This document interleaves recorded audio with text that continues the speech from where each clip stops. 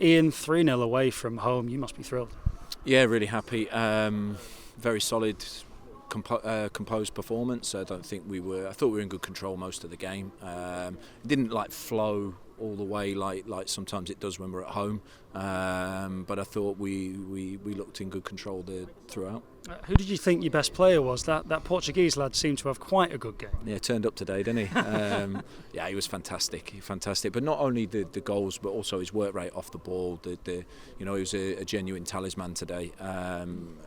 Plays in this system suits him so well because we've kind of got the three midfielders. He plays kind of at the top of the three midfielders and he really understands that role well. And yeah, I mean, he took his goals fantastically. Wears his heart on his sleeve as well, and I can just see him behind you now. He's got the match ball with him, and I think the press officer Nick Richardson's phone, so you might want to get that checked later on, Nick. But he's such an expressive character. I imagine in that changing room he's bouncing up and down, isn't he? Yeah, most of the time, all of the time. And today it was good. He brings a lot of energy. And listen, he trains like that. He's full on in training every day. And that's why he does well in the games. So, no, fully deserved his hat-trick. I don't know if it's his first hat-trick. He keeps saying finally. So I'm assuming it is. Find out. Yeah, but no, it was a stellar performance from him. Didn't actually have a lot of attempts on goal today, despite all the control that you had. But it just shows what you can do when you're clinical. Yeah, today we're more clinical. We don't create as many chances as we have done, but we took the chances that we had. I think that's important, especially in an away game like this. We didn't concede too many big chances. They obviously had the penalty. Veet did fantastic with the penalty. Credit to Tom Wheel. I could see him telling him where he was going to go before from the touchline. So.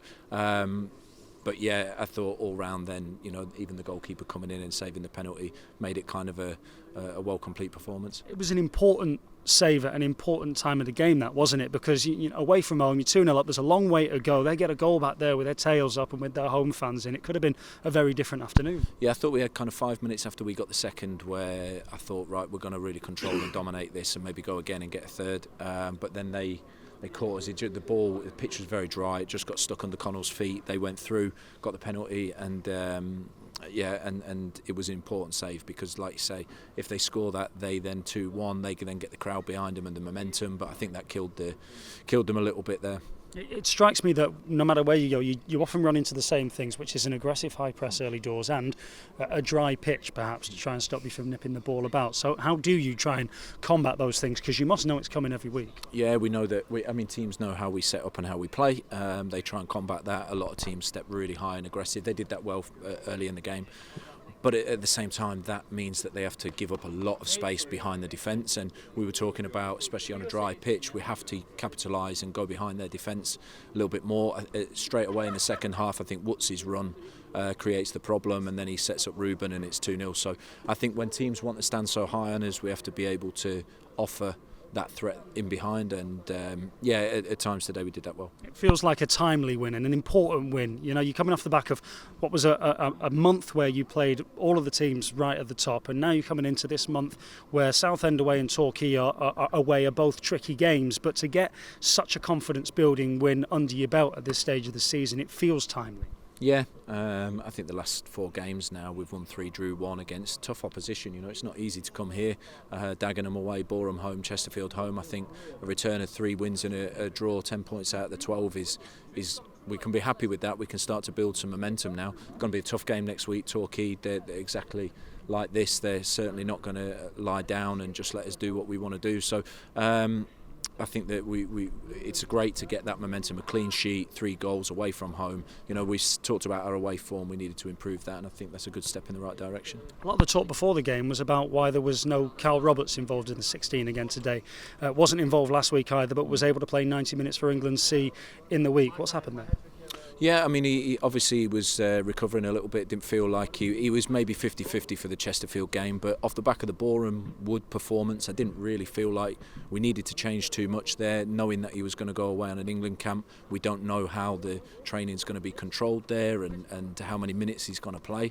Turns out he played 90. I'd rather have played less minutes, but he played the 90. That meant that when he came in on Friday, he was doing some recovery, hadn't trained for more than a week with us. So for me, especially after the recent performances, I didn't feel the stress to to perhaps create a problem with an injury or anything like that. So he rests this weekend. I think it's a great performance. I think that now, like every player, anybody that's out really has to capitalise on the training sessions next week to try and force their way back in, because whilst Cal's been out, we've performed really, really well, and it's up to him now to, and hopefully that creates the competition that we want, so that he can raise the bar when he comes back in. A little frustrated by that though, because England C, for all it's worth, and not to discredit it, but there is a bit of a testimonial feel to something like that. It's more of it's a bit of a token gesture, some would suggest. So you're a bit frustrated that that's happened, and it's meant that he's not 100% for his club team. Listen, it was a good thing that he went and played, represented England C. I think that's a great achievement for him. He had to play 90 minutes. That was what they put him out for, so it is what it is. But at the same time, we have such a strong squad. You see that we had talented players. Brunty came in, did well today, I thought, when he come in towards the end. Jim O'Brien, brilliant when he came into the game. So we've been able to chop and change the bench a little bit, chop and change the starting 11, and we're still strong. So frustrating, but at the same time, we need all of our players fit and healthy for the running.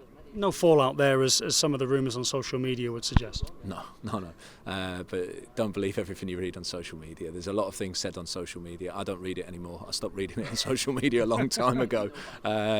So no. I'll unfollow you if you're not going to be on Twitter anymore then and not posting anything. No.